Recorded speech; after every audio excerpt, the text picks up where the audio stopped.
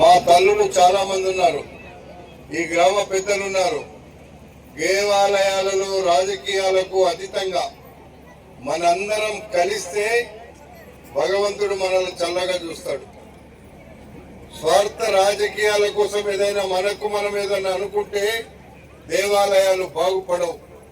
అందుకే నేను దేవుడు అంటే నమ్మే వ్యక్తిని. దేవాలయాల కోసం ఎంత దూరమైనా వెళ్ళి నేను దేవాలయాలు బాగుండాలి, మన గ్రామంలో అందరూ కూడా పిల్ల పాపలతో సంతోషంగా ఉండాలని కోరుకుంటా ఉంటా.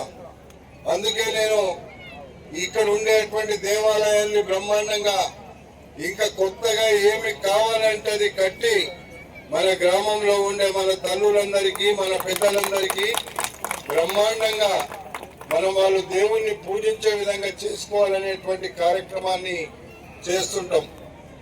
అందుకే ప్రతి దేవాలయాన్ని, గ్రామంలో ఉండేటువంటి ప్రతి దేవాలయాన్ని అభివృద్ధి పరుచుకొని మన పిల్ల పాపలతో సంతోషంగా ఉండడానికే మీరందరూ ఇక్కడ కళ్యాణానికి వచ్చినారు.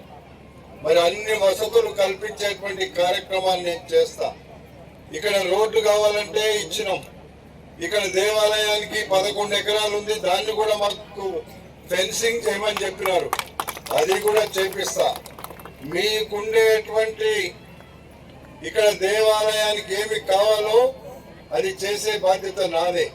ఒక ఇల్లు కడితేనో, గ్రామంలో ఒక మోరి కడితేనో, ఒక లైట్ వేస్తేనో ఎంత ప్రజలు సంతోషపడతారో, ఈ దేవాలయంలో ఎంత ఖర్చు పెట్టినా గ్రామం అంతా సంతోషపడే విధంగా చేయాలనేదే నేను ఆలోచిస్తుంటా.